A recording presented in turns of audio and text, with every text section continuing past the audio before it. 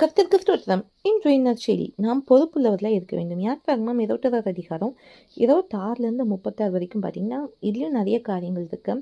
ஒரு வேலைக்காரனை ஒருத்தர் அடிச்சனால அவன் கண்ணோ ஏதோ பாதிக்கப்பட்டுச்சுன்னா அவனை விடுதலை பண்ணணும். இல்லை நம்ம வளர்க்குற மாடின்னு ஒருத்தங்களை முட்டினாலோ அதுக்கு என்ன செய்யணும், நம்ம மாடு முட்டுற மாடுன்னு தெரிஞ்சு அதை ஒழுங்காக வைக்கலன்னு என்ன நடக்கும், அதே மாதிரி ஒரு குழியை நம்ம திறந்து வச்சோன்னா அது நம்ம மூடி போடணும், அது நிமித்தம் மற்றவங்க பாதிக்கப்படக்கூடாது. இப்படி அநேக காரியங்கள் வேதத்தில் குறிப்பிடப்பட்டிருக்கு. அதாவது கர்த்தர் எல்லா காரியங்களும் ஒழுங்கும் கிரமமாக செய்யப்படணுன்ட்டு இது பண்ணுறாங்க. அப்போது நம்மளுக்கு சில காரியங்கள் கர்த்தர் கொடுத்துருப்பார். நம்ம குடும்பம், நம்மளுடைய தொழில், நம்மளுடைய படிப்பு, இது என்னன்னா ஒரு நாளும் பிறருக்கு ஆபத்தை விளைவிக்கக்கூடாது, மற்றவங்க வாழ்க்கையை கெடுக்கக்கூடாது, அது அவங்களுக்கு ஆஸ்வாதமாக இருக்கணும்.